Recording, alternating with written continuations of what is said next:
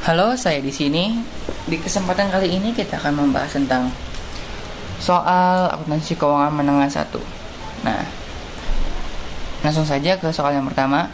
Tujuan financial reporting adalah untuk menyediakan informasi tentang entitas pelapor yang dapat digunakan oleh bla bla bla dalam pengambilan keputusan tentang penyediaan sumber dana kepada entitas. Yang mana? Yang A, pemberi pinjaman. Nah, ini sudah jelas ya. Terus yang dua, di bawah ini pernyataan yang paling tepat mengenai conceptual framework. Yang mana? Yang A. Mengapa demikian?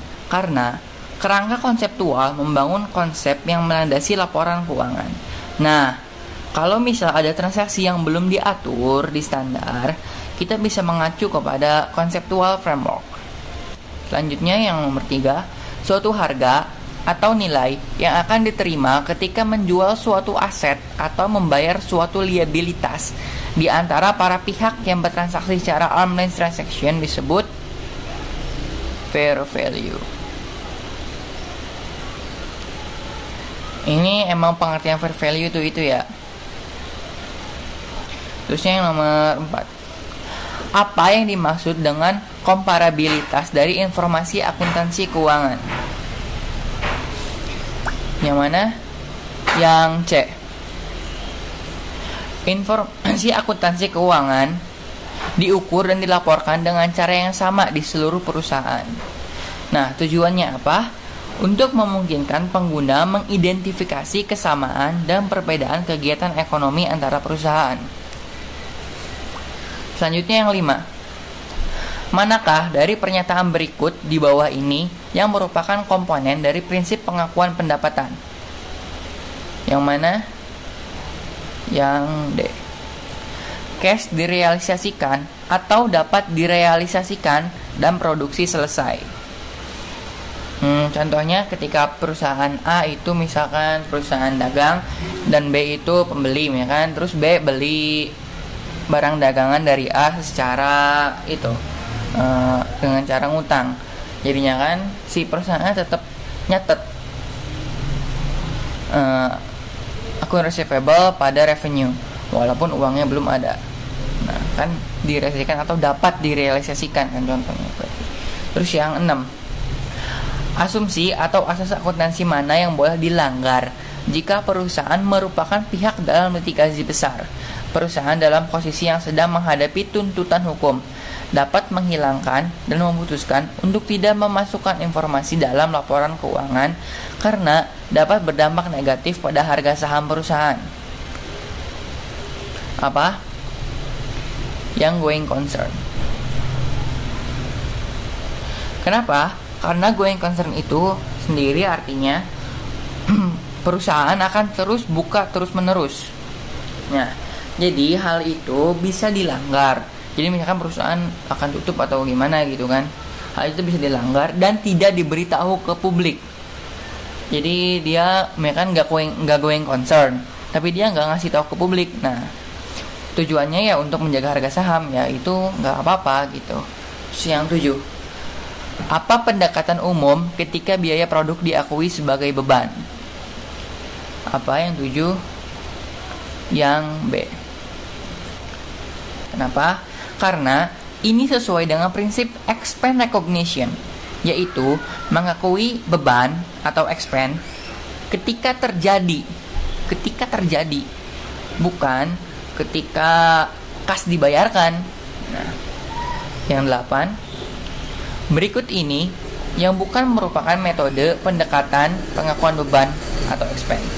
Yang mana? Yang D. Kalau yang ini kita menggunakan coret-coret aja gitu, yang bener yang mana gitu. Kan yang A direct matching itu ada penandingan langsung.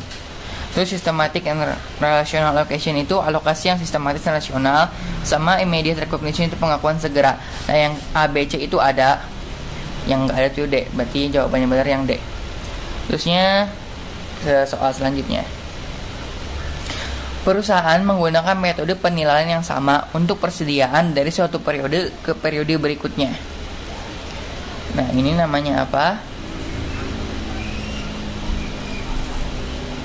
Namanya adalah konsistensi.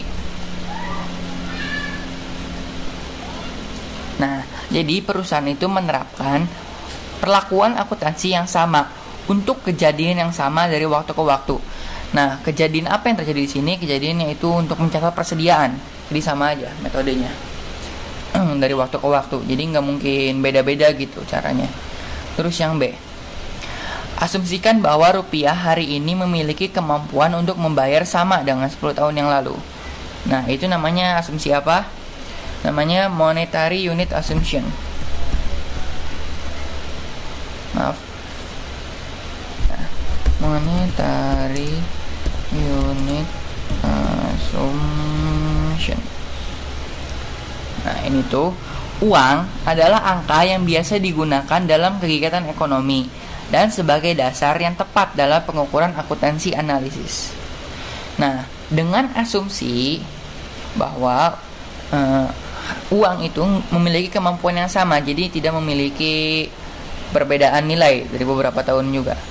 Asumsi yang di sini begini. Terus yang C, pembayaran saat ini untuk sewa yang belum digunakan dicatat sebagai sewa dibayar di muka. Nah, namanya apa?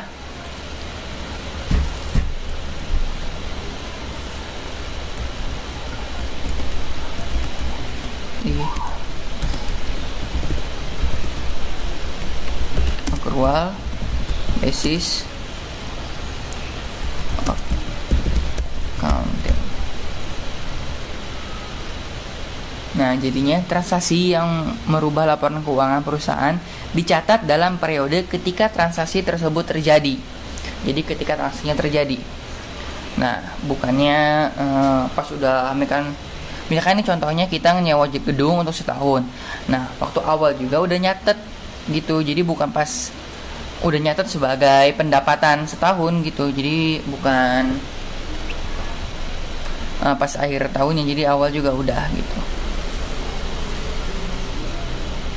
Walaupun belum terlaksanakan. Selanjutnya yang D, laporan keuangan disiapkan setiap tahun. Itu asumsi apa namanya? Namanya periodicity assumption.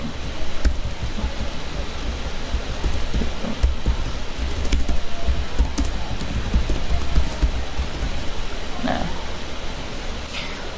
perusahaan dapat membagi kegiatan usaha dalam periode waktu artifisial. Nah, perusahaan harus melaporkan usaha secara periodik karena pengguna butuh tahu kinerja dan status perusahaan secara berkala, sehingga mereka bisa mengevaluasi dan membandingkan serta mengambil langkah yang tepat. Selanjutnya yang E, transaksi pribadi dari pemilik dipisahkan dari transaksi bisnis. Namanya itu apa? Prinsip apa? Namanya prinsip entitas ekonomi.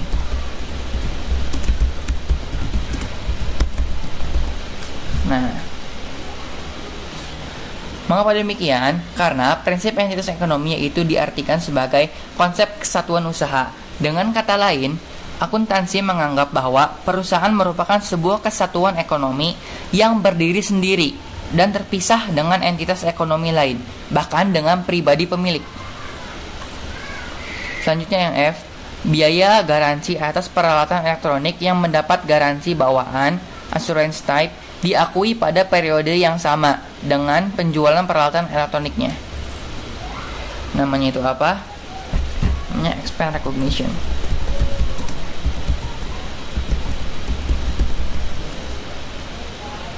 Nah, jadi itu maksudnya sama kayak soal yang nomor 7 tadi.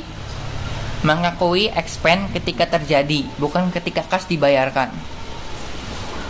Selanjutnya yang G dan H, keputusan penggunaan nilai wajar atau nilai historis dalam mengukur suatu elemen dalam laporan keuangan menunjukkan trade-off antar karakteristik kualitatif bla bla bla dan bla bla bla.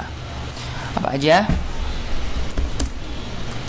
Yaitu relevance dan faithful representation.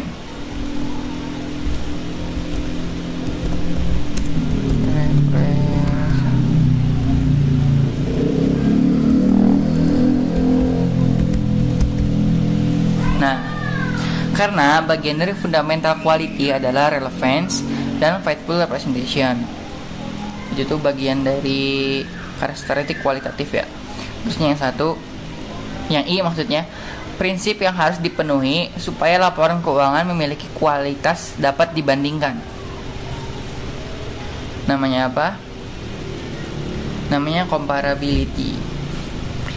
Ini seperti soal yang sebelumnya ya.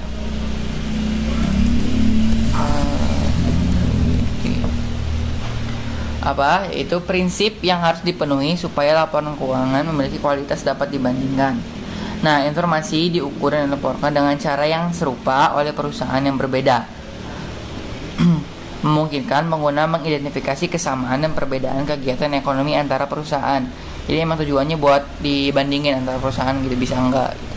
Terus yang J, perhitungan fisik barang persediaan pada akhir tahun merupakan salah satu implementasi untuk memenuhi karakter kualitatif. Apa? Namanya verification. Jadi harus terverifikasi ini kebenarannya, benar atau enggak. Nah, salah satunya dengan cara perhitungan fisik barang persediaan. Jadi dihitung gitu sama apa enggak gitu, yang dicatat sama yang ada di gudang. Terus yang K, penyajian informasi mengasumsikan bahwa pengguna laporan keuangan memiliki latar belakang pengetahuan yang cukup untuk dapat memahami informasi dalam laporan keuangan. Nah, namanya apa? Namanya understand.